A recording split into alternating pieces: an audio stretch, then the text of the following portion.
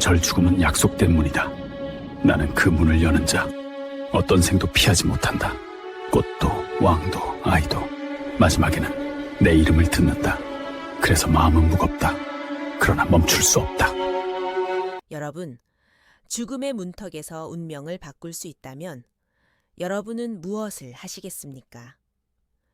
칠흑 같은 밤, 하얀 소복을 입고 검은 갓을 쓴 채 당신의 방문 앞에 서 있는 세 개의 그림자. 그들이 당신의 이름을 3번 부르기 전 당신에게 주어진 마지막 기회는 단 한 번의 식사 대접이었습니다. 우리는 흔히 죽음을 거스를 수 없는 절대적인 섭리라고 말하지만 우리 조상들은 그 서슬, 펄언 저승사자조차 정성 어린 대접 앞에서는 마음을 돌리는 정이 있는 존재로 믿어왔습니다. 무시무시한 사자들의 마음을 돌려 명부의 숫자를 고치게 만든 한 선비의 기묘하고도 간담 서늘한 이야기. 정성이 하늘을 감동시키고 저승의 법도마저 움직이게 한 그 운명적인 하룻밤의 기록을 지금 공개합니다. 반갑습니다. 기묘한 옛날 이야기로 여러분의 밤을 채워드리는 설화 공방입니다. 구미호의 피눈물과 호랑이, 산신의 의리 이야기에 보내주신 뜨거운 성원에 다시 한번 깊은 감사를 드립니다. 그 기세를 이어 오늘은 우리 민족에게 가장 두려우면서도 어딘가 친숙한 영물, 저승사자에 관한 이야기를 준비했습니다. 삶과 죽음의 팽팽한 경계선 위에서 한 선비가 펼친 목숨을 건 도박, 그리고 그 끝에 찾아온 기적 같은 반전. 이야기에 빠져들 준비 되셨나요? 시작하기 전 구독과 좋아요는 저승길 노잣돈보다 더 큰 힘이 됩니다. 자, 이제 등불을 낮추고 수백 년 전 어느 선비의 집으로 함께 떠나보시죠. 본격적인 이야기에 앞서 저승사자에 대해 우리가 몰랐던 사실 하나 알려드릴까요? 흔히 저승사자 하면 감정 없는 저승의 하수인을 떠올리지만 우리 설화 속 저승사자는 꽤나 입체적인 존재들입니다. 그들도 한때는 사람이었거나 천상의 명령을 수행하는 엄격한 관리이기에 나름의 융통성과 예우를 중시했다고 하죠. 특히 저승사자가 집 안에 들어오기 전 대문 밖에 노잣돈과 집신, 그리고 든든한 밥상을 차려두는 사자상 풍습은 바로 오늘 들려드릴 이 이야기에서 유래되었다고 해도 과언이 아닙니다. 왜 그들은 밥 한 끼에 죽어야 할 사람을 살려주었을까요? 단순히 배가 고파서였을까요? 아니면 그 밥상에 담긴 무언가를 보았기 때문일까요? 자, 이제 그 비밀을 확인해 보겠습니다. 옛날 경기도 어느 외진 마을에 김선비라는 이가 살고 있었습니다. 그는 가문이 기울어 비록 넉넉지 못한 형편이었지만 글 읽는 소리가 끊이지 않았고 성품이 대나무처럼 곧았습니다. 무엇보다 그는 길 가던 나그네를 빈손으로 보내는 법이 없었고 배고픈 이웃을 위해 자기 밥그릇의 절반을 덜어내어주는 진정한 덕망가였습니다. 사람들은 그를 보며 저렇게 착하게 살면 나중에 반드시 복을 받을 것이라며 입을 모아 칭송했지요. 하지만 운명은 때론 가혹하게 찾아오는 법입니다. 그날 밤도 김선비는 호리병 등불 아래에서 낡은 서책을 넘기고 있었습니다. 창밖에는 이름 모를 벌레 소리만 고요오를 메우고 있었죠. 밤바람에 문풍지가 가늘게 떨리는 소리마저 선명하게 들리는 적막한 밤이었습니다. 선비는 잠시 눈을 붙였는데 그 찰나의 순간 기이한 꿈속으로 빨려 들어갑니다. 꿈속의 세상은 온통 잿빛 안개로 뒤덮여 있었습니다. 앞을 보려 해도 한치 앞이 보이지 않았고 발밑에서는 기분 나쁜 냉기가 올라왔습니다. 마치 세상의 모든 생명이 꺼져버린 듯한 황량한 풍경이었지요. 그때 저 멀리 안개 사이로 낯익은 형체가 나타났습니다. 바로 몇 해 전 돌아가신 선친이셨습니다. 그런데 아버지의 얼굴이 평소와는 달리 사색이 되어 있었고 숨이 턱 끝까지 차오른 듯 거칠게 몰아쉬고 계셨습니다. 아버지는 김선비의 두 손을 으스러지게 잡으며 외치셨습니다. 아들아, 시간이 없다. 내 말을 똑똑히 듣거라. 내일 밤 자정이 되면 저승에서 사자 세 분이 4명을 거두러 이 집에 당도할 것이다. 이는 하늘의 법도라 피할 길이 없으나 오직 하나, 단 하나의 희망이 있다. 그분들이 문턱을 넘기 전에 마당에 정성을 다한 상을 차려 대접하거라. 그것만이 네 운명을 바꿀 유일한 길이다. 아버지는 그 말을 남기자마자 누군가에게 강제로 끌려가듯 안개 속으로 급히 사라지셨습니다. 김선비는 비명을 지르며 자리에서 일어났습니다. 온몸은 찬물을 끼얹은 듯 식은 땀으로 흠뻑 젖어 있었습니다. 가슴은 터질 듯이 요동치고 있었지요. 창밖을 보니 앙상한 소나무 가지 위에 검은 까마귀 한 마리가 앉아 선비의 방 안을 뚫어지게 쳐다보고 있었습니다. 이것은 예사 꿈이 아니다. 내일이면 내 명이 다한다는 계시로구나. 선비는 눈앞이 아득해졌습니다. 아직 모셔야 할 늙은 노모와 고생만 시킨 아내가 눈에 밟혀 도저히 이대로 눈을 감을 수 없었습니다.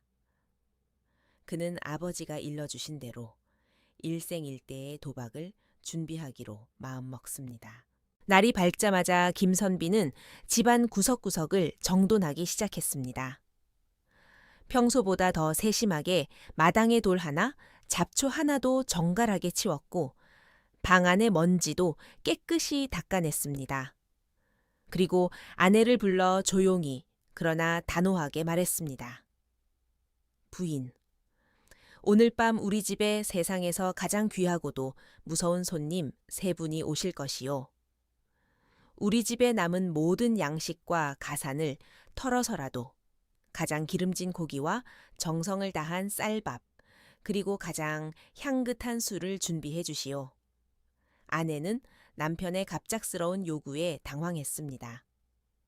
서방님, 귀한 손님이라니요. 이 가난한 살림에 가산을 다 털다니요.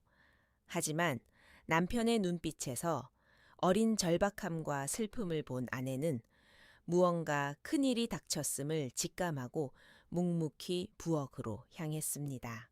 아내는 정성껏 쌀을 씻어 가마솥에 앉혔고 김선비는 시장으로 달려가 마지막 남은 폐물과 서채까지 팔아 최고급 소고기와 귀한 곡주를 사왔습니다.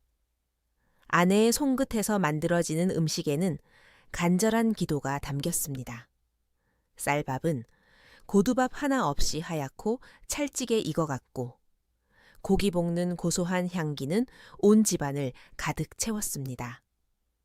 김선비는 마당 한복판에 가장 좋은 상 3개를 나란히 펼쳤습니다. 그리고 사자들이 먼 길을 오늘아 달았을 신발을 대신할 새 집신 3켤레를 정성껏 꼬아 그 옆에 두었습니다. 또한 저승길 노잣돈으로 쓸 엽전 꾸러미도 각각의 상 위에 정중히 올려두었습니다. 부디 이 정성이 그분들의 마음을 조금이라도 녹일 수 있기를 선비는 혼잣말을 내뱉으며 떨리는 손을 맞잡았습니다. 어느덧 해가 뉘엿뉘엿 지고 세상은 어둠의 장막 속에 갇혔습니다. 마을의 개들은 오늘따라 짖기는커녕 꼬리를 내리고 헛간 구석으로 숨어들었습니다. 바람조차 숨을 죽인 적막한 밤, 김선비는 의복을 정제하고 대문을 활짝 열어둔 채 마당 구석 차가운 흙바닥에 엎드려 기다렸습니다. 시간이 흐를수록 공기는 서늘해졌고 선비의 심장 소리는 천둥 소리처럼 귓가를 때렸습니다. 오고 있구나. 죽음의 사자들이 오고 있어. 드디어 자정을 알리는 산짐승의 긴 울음소리가 들려왔습니다.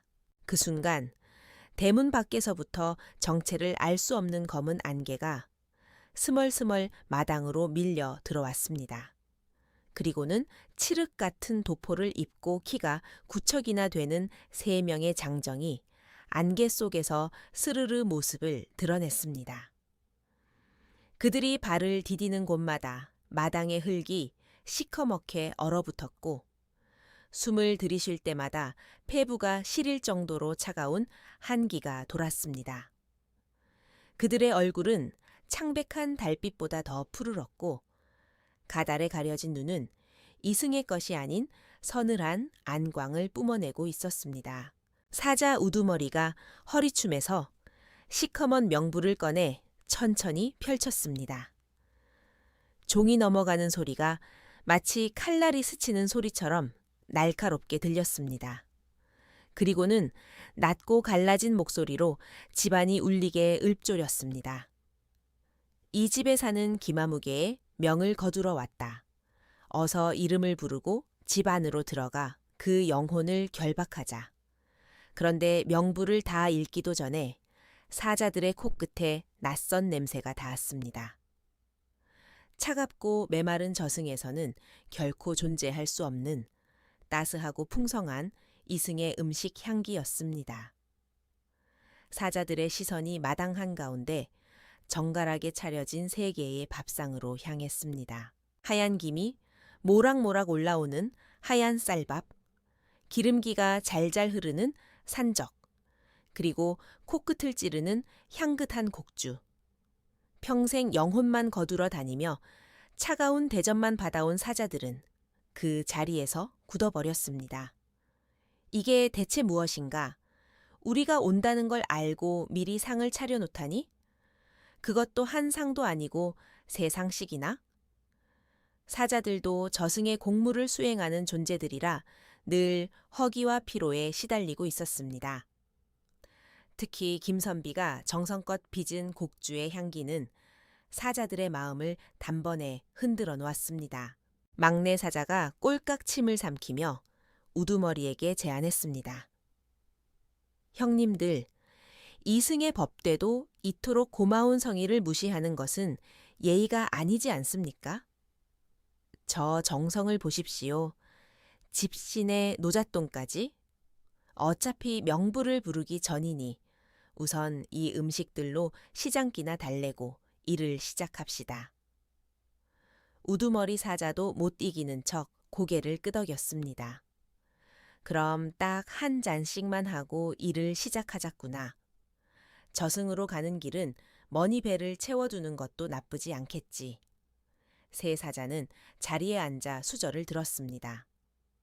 숨어서 지켜보던 김선비는 간절히 기도했습니다. 부디 저분들의 노여움이 사라지게 하소서. 저분들의 뱃속이 따뜻해질수록 제 수명도 길어지게 하소서. 사자들은 처음엔 채통을 지키려 했으나 이내 음식 맛에 매료되어 그릇을 비워내기 시작했습니다. 따뜻한 밥알이 목구멍을 타고 넘어가고 진한 술 기운이 돌자 사자들의 사색이던 얼굴에도 아주 미세하게 붉은 온기가 돌기 시작했습니다. 그들은 식사를 마친 뒤 상 옆에 놓인 새 집신으로 갈아 신었습니다. 발에 딱 맞는 푹신한 집신에 그들의 기분은 더욱 좋아졌고 품속에는 묵직한 엽전 꾸러미까지 챙겼으니 이보다 더한 대접이 없었습니다. 이복에 김선비라는 이가 참으로 사람을 귀하게 여길 줄 아는구먼.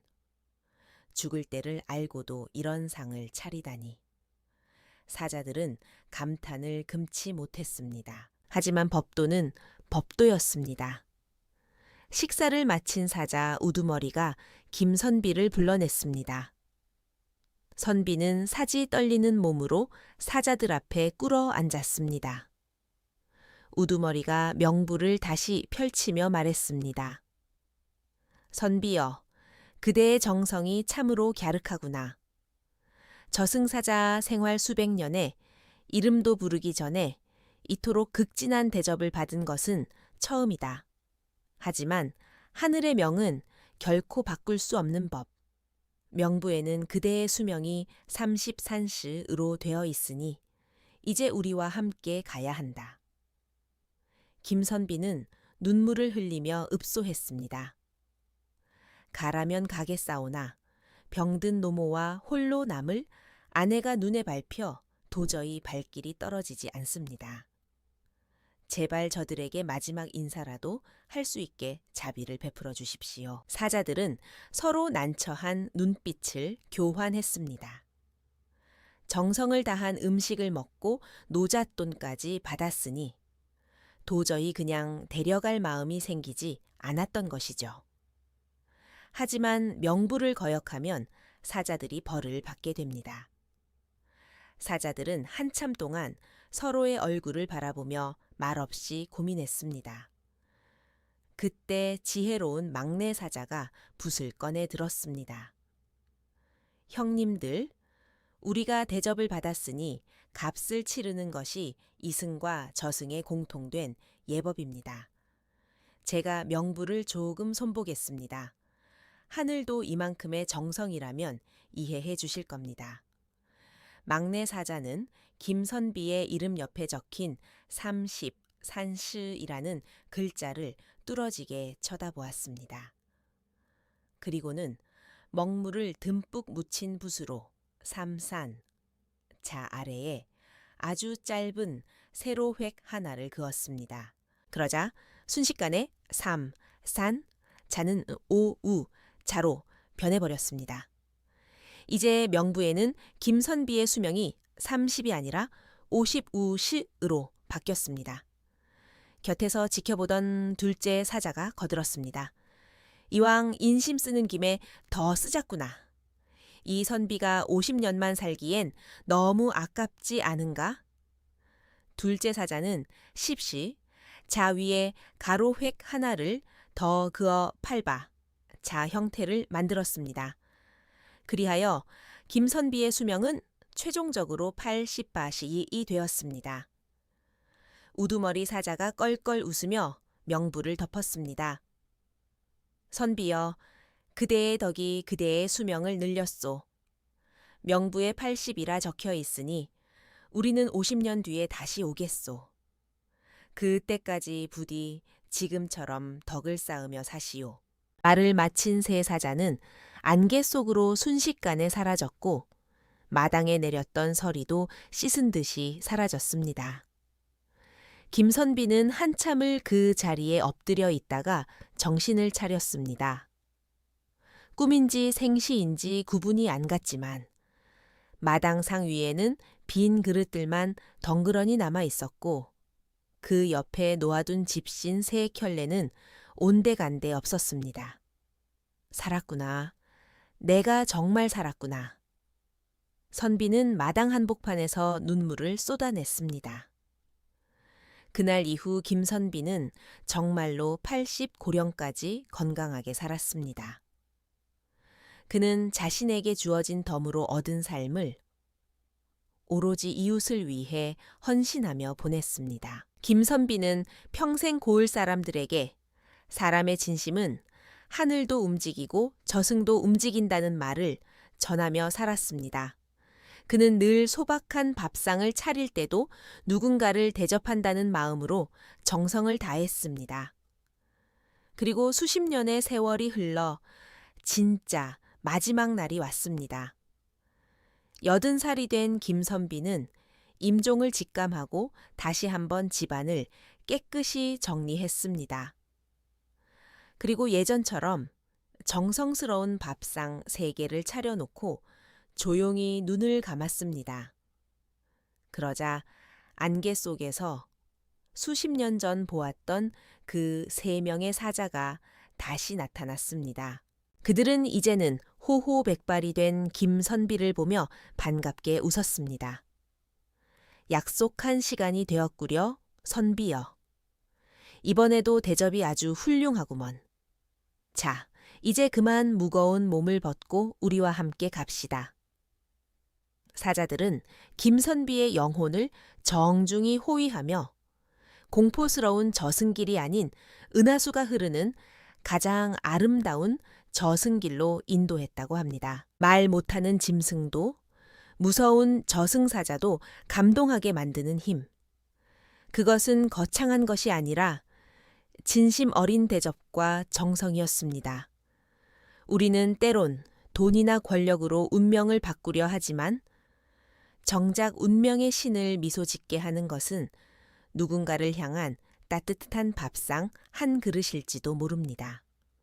오늘 밤 여러분도 주변의 소중한 사람들에게 따뜻한 말 한마디라는 정성을 대접해 보시는 건 어떨까요? 여러분의 운명을 바꿀 기적은 아주 가까운 곳에 있을지도 모릅니다. 지금까지 설화 공방이었습니다. 긴 시간 함께 해주셔서 감사합니다. 편안한 밤 되십시오.